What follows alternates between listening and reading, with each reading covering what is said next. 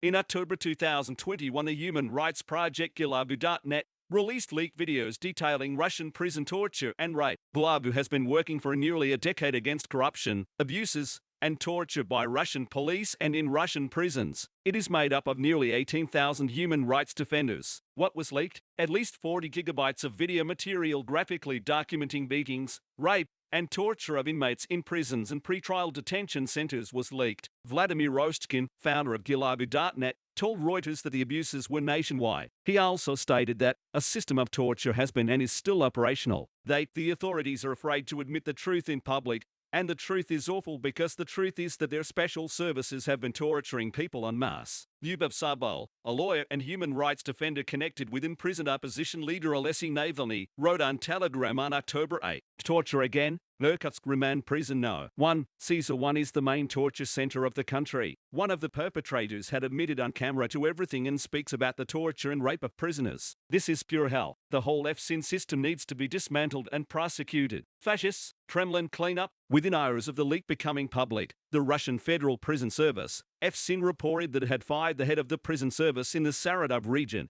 as well as several other top prison officials. It also announced that it was investigating the torture videos, which were filmed in prisons and detention centers in the Irkutsk, Vladimir, and Saratov regions between 2018 and 2020. Russia's investigative committee also announced it had opened an investigation into sexual violence and abuse of authority. Whistleblower Sergei Savliev, a programmer who helped to operate the local computer network and video cameras while serving time in the prison, was revealed to be the person behind the leak. He became disgusted by the sadism he was witnessing on surveillance and body cameras carried by guards. Authorities would direct Savliev to delete most video footage, but at times kept some for themselves, for reasons unknown. Determined to expose the horrors he was witnessing, Savliev began to collect footage in a secret USB drive which he later hid near the prison exist. The documents, photos, and videos that Savliev showed that hundreds of people across the Russian prison system have been tortured or raped by other inmates directed by prison officials. Savliev later hatched a plan to escape Russia after intelligence agents approached him and threatened him with arrest. They attempted to threaten Savliev into falsely claiming that gigabytes.net was a foreign-funded entity in order to crack down on it. Savliev reported, "They told me that they had been watching me for 6 months.